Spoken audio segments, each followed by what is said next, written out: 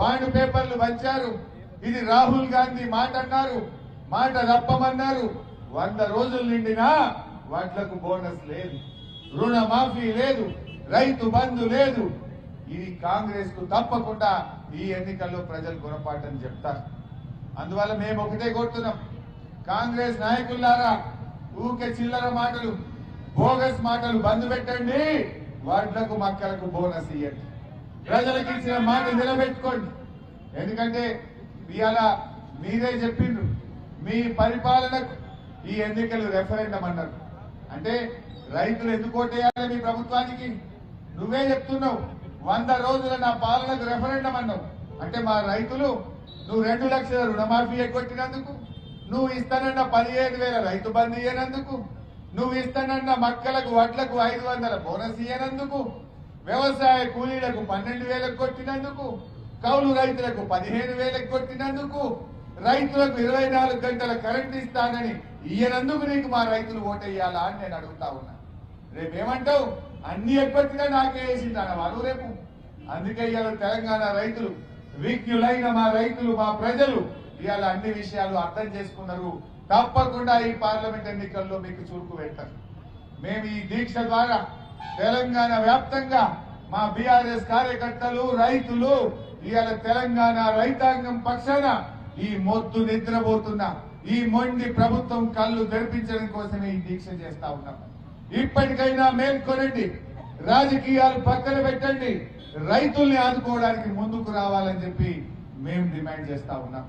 అంటే కాంగ్రెస్ పార్టీ అధికారంలోకి వచ్చిన తర్వాత కళ్ళు నెత్తికెక్కినాయి.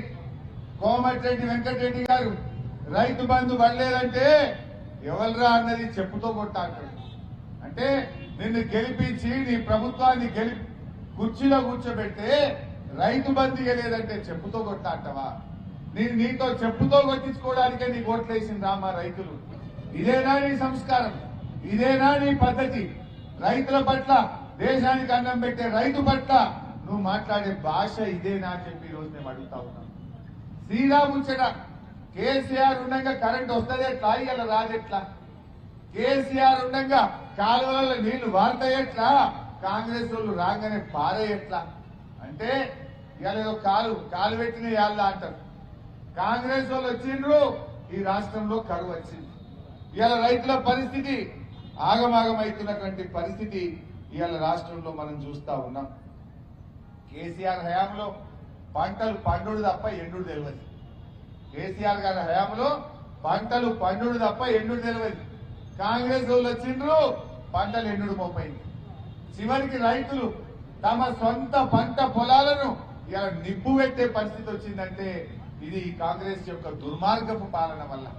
అరే ఇంత జరిగినా ఒక్క మంత్రి గాని, ముఖ్యమంత్రి గారు గాని ఎండిపోయిన పొలాలు చూడడానికి రాదు, చనిపోయిన రైతు కుటుంబాన్ని ఆదర్శించడానికి కదలరు. అంటే మీరు ఇక మేము గద్దెనెక్కిన రైతులతో మాకేం పని అనుకుంటున్నారా?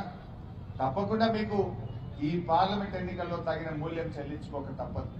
ప్రజలు గుణపాఠం చెప్తారు.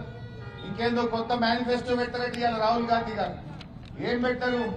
పోయినసారి రాహుల్ గాంధీ గారు మీరే కదా మేనిఫెస్టో విడుదల చేసింది, మీరే కదా ఇవి అమలు చేస్తామని మాట ఇచ్చింది. మరి ఇచ్చిన మాటనే మీరు నిలబెట్టుకోలేదు.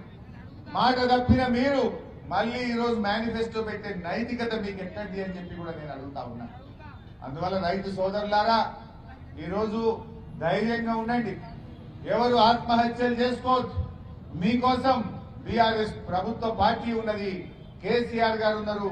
మేము ఈ ప్రభుత్వం మెడల్ వంచైనా సరే రైతులకు మేలు చేసేదాకా మా పోరాటం కొనసాగుతుంది, మా ఉద్యమాలు కొనసాగుతాయి. అందువల్ల రైతు సోదరులారా ధైర్యంగా ఉండండి.